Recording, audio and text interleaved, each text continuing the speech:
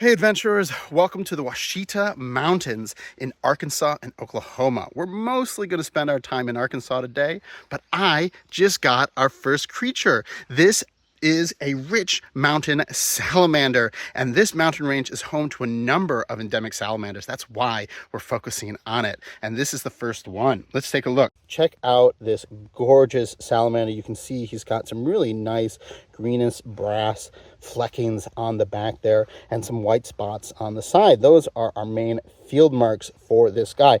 Now, today we are mostly focusing on Plethodons. That is the genus for these forest salamanders. So they love forested areas like this with damp soil under rocks and logs. Now, this is only found in, I think, 7 mountains. I might be off a little bit, so it's not just on a rich mountain, but it is a very isolated species. All right, you can see my water bottles there. I already gave him a splash of water, and let me put him right back where we found him under his rock. Bye, little fella. Now, it is the middle of summer, which means that it is hot and dry. In fact, there's a bit of a heat wave going on, and so it is in the 90s and will be my entire time while I'm out here. What that means is even though we're finding salamanders, we're probably not going to find any in huge numbers, right? When the rain comes out, that makes it better habitat for the salamanders. They come up to the surface and they can forage and find bugs and stuff to eat. And so I suspect that we may only be finding 1, 2, maybe 3 of each of the species that we're going to go look for today. But if I came out in the spring when there's lots of rain, I'm sure in this one spot I could probably get upwards of 20. But sometimes timing isn't always the best. We can't always choose it, but I have a feeling that we are going to find all of our targets today, and we certainly have the time to put in the effort. So let's keep flipping and see what else is out there. Well, not on the list of targets for today, but this puddle has a lot of tadpoles in it. They're a little hard to see because it's so mucky, but in the dirt here, we actually have a number of recently metamorphosized toads. There's one there. There were a couple others hopping around in this area as well. There's another guy. Also mixed in among the toads, we have a couple better hoppers here, like this guy. I'm not sure. This is a frog. They're pretty small. They're definitely going to be a coarse frog of some type. Here's another one. And that looks more like a toad. So not exactly sure what species this is in. Maybe we can find an adult and figure it out. Look at this guy. That is beautiful. Very cool. This guy was actually inside the log. I didn't mean to break it open, but it kind of came out, and it's a really good place where it's going to be nice and retain moisture very well. Awesome. So it's going to take a bit of effort, but we're going to do our best to put this log exactly back where we found it once we're done looking at this guy. This is the Kiamichi slimy salamander. Here he is again. Now, these salamanders have a very small range, only into sort of the western section of the Ouachita Mountains, and so most of the range is actually in Oklahoma, but we were lucky enough to find one on the Arkansas side. Now, it is definitely very hot. I'm going to give this guy a splash of water, put the log back, and move on for our next thing, because I've got a lot of targets for today. This is really a really hard salamander for me to find. This is the Ouachita Dusky salamander. Now, I don't want to pick it up quite yet because they're very slippery. And so as long as he's out, this is going to be a better way for us to look at it. But, oh, that was a decent size one too. Oh, I still see he's just gone back under the rock, but we'll try to get a closer look after he settles down for a second. All right, that was really exciting. That was another endemic salamander. That is the Ouachita Dusky salamander, obviously named after the Ouachita mountain range where we are now. And they love being in these mountain streams, mountain creeks like this. Now, those are Dusky salamanders, so they're part of the Desmognathus genus, and they are very, very much associated with water. So in areas like this, where we're not going to be looking for those forest dwelling, those woodland salamanders, the Plethodons. They don't like it as super wet like this. They like it damp. They certainly like moisture, but not in the water like we saw with this dusky salamander. So it's the only dusky salamander in the area. Very easy to identify. Because of that, they have a stripe that goes from the back of the eye down to the jaw, and all of the dusky salamanders have that. So I'm going to flip this rock again, see if we can get a better look. And but if not, that's okay. There might be more to see, or we'll keep going and look for the next thing. Okay, it's right here. Now that he's being so cooperative, we can really see that line that goes from that back of the eye down to the end of the jaw. That is a main field mark for dusky salamanders. But of course, like I said, he's in the water, and the other salamanders out here that we're expecting to see don't like the water. And so that whole, big salamander like this, it's really the only thing. All right, I'm not sure if you can hear it in the background, but I can hear some green frogs calling, which is a good sign because they require permanent water. So there's probably a pond somewhere nearby. We're going to walk towards it, and hopefully that'll help a little bit with some of the dry cover that we've had. Most of the time when I'm flipping up these logs and rocks, it's pretty dry underneath, not looking perfect for salamander. Oh, I see the pond.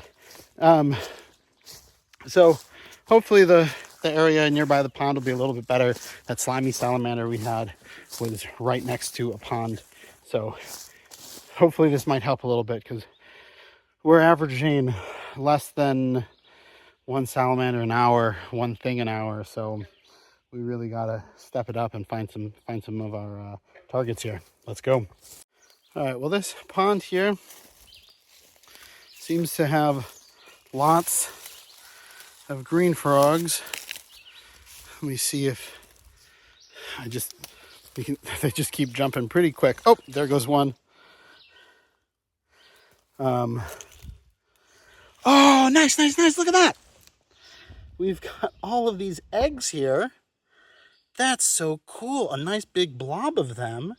Right, this is so cool. You can see all of those little eggs there in the water. These are probably green frog eggs, just because that's what I've been seeing jumping around. But you can see they're starting to form little tadpoles in there. So cool. So that was 3 of the 5 targets that we had today.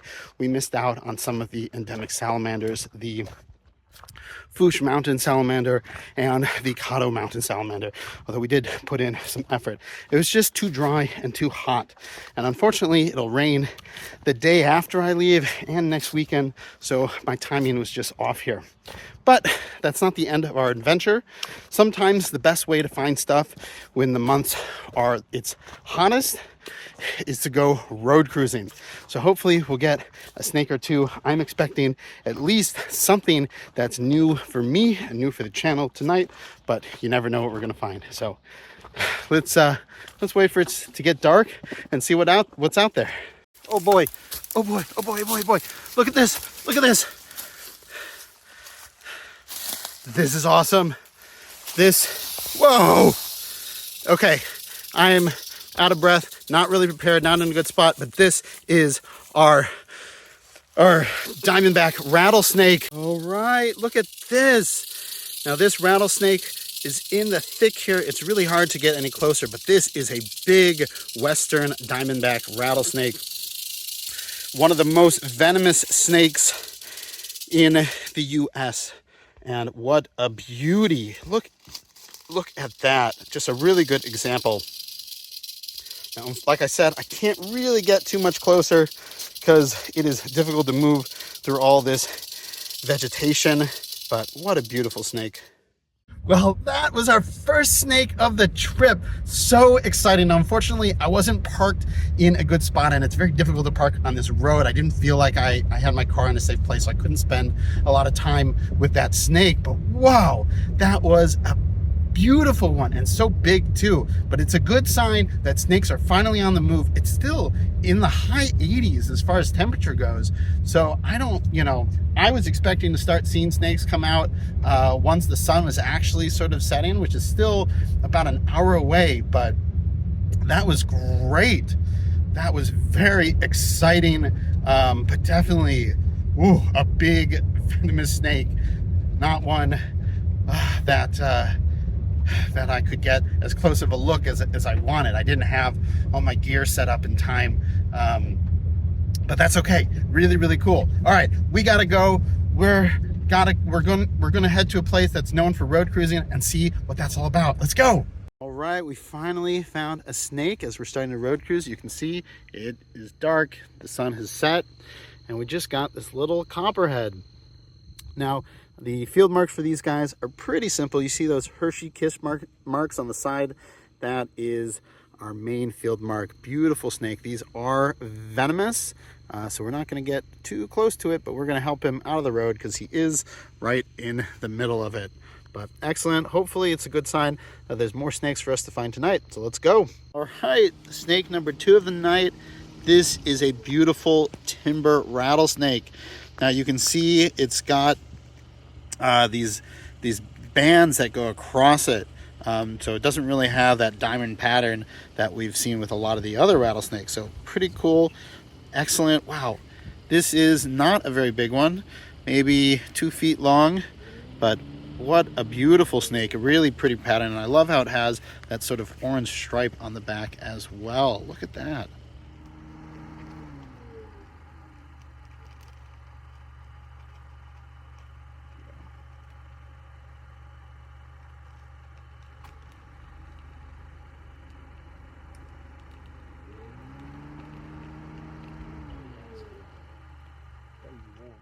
Is another timber rattlesnake. This one is quite bigger than the last one.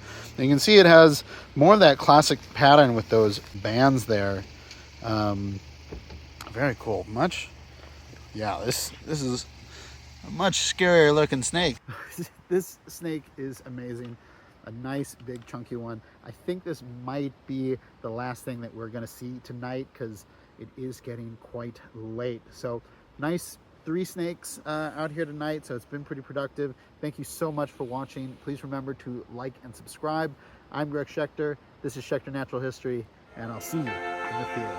What a cool snake.